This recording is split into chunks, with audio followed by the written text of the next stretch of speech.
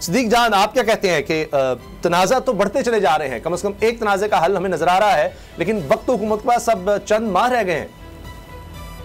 देखें, जैसे मज़ारी साहब आए तो हम फ़ौरन की तरफ जाएंगे, कुछ आम सवालात हैं, लेकिन जिस आपने कहा कि तनाज़ात बढ़ रहे हैं, बिल्कुल बढ़ रहे हैं।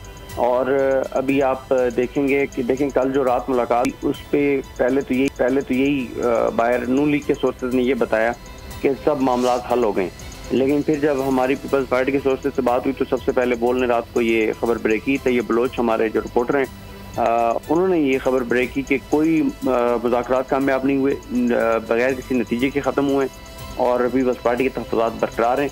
देखें, बहुत से इशूज़ हैं जिनके ऊपर मसाइल शुरू हुए। अब आज देखें, हुकूमत ने यानी पीपल्स पार्टी के अलावा जो दीगर जमातें जिनको मुस्लिम लीग नून लीड कर रही है, उन्होंने ये PDM की जो जमातें हैं, उन्होंने फैसला किया है कि इन्होंने अक्टूबर में जो है वो इलेक्शन 8 अक्टूबर को नहीं कराने, जो इलेक्शन कमीशन ऑफ पाकिस्तान की दी हुई तारीख है। तो ये देखिए, तमाम चीज़ों के ऊपर इख्तलाफात हैं, कोई क्लैरिटी नहीं है। नून लीग कुछ और चाहती है, पीपल्स पार्टी का मौक़िफ़ कुछ और है। तो ये जो इख्तलाफात हैं, ज़ाहिर है ये बढ़ेंगे।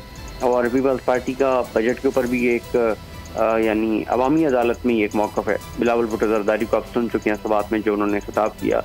पीपल्स पार्टी पब्लिकली अब ये बयान दे रही है बजट के हवाले से। और फिर नून लीग के जो आपने फ़ाज़ चौधरी साहब की खबर का हवाला दिया कि शहबाज शरीफ साहब बेचारे बहुत बेबस हैं और वो अपनी पार्टी के रहनुमाओं को कह रहे हैं कि आप किसी तरह का कोई बयान पीपल्स पार्टी के खिलाफ ना दें।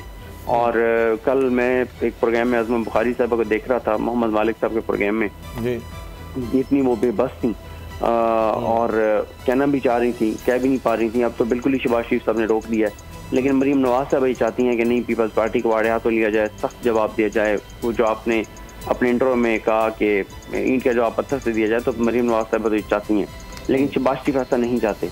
और देखना, शहबाज शरीफ साहब ने आप 2 नाम जो रिकमेंड किए, उनमें से एक ज़का अशरफ साहब का है। तो देखिए, ये मतलब अब नजम सेठी साहब को फारिग करके और किस तरह से शहबाज शरीफ साहब अपने दस्तखतों से उनका नाम रिकमेंड कर रहे हैं, तो ये कोई छोटी बात नहीं है। ये बहुत बड़ी पीपल्स पार्टी की कामयाबी है कि शहबाज शरीफ साहब को इस हद तक मजबूर कर दिया गया।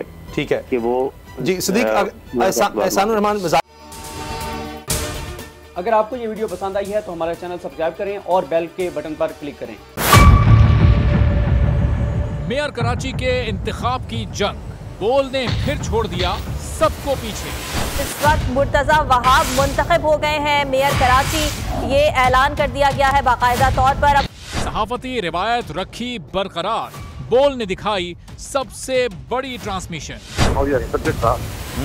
मैंने आपको कहा कि नंबर गेम में जमात इस्लामी के पास नंबर पूरे नहीं है। लम्हा बलम्हा की सूरत हाल से किया बाखबर अवाम को। रेंजर्स के एहलकार और पुलिस के एहलकार हैं वो हाई अलर्ट है और वो इस बात की कोशिश कर रहे हैं कि अब कोई नाखुशगवार वाक़या जो है वो रूनुमा ना हो सके, क्योंकि बोल है पाकिस्तान का नंबर 1 न्यूज चैनल। सब्सक्राइब करें और बेल दबाएं ताकि कोई खबर रह न जाए।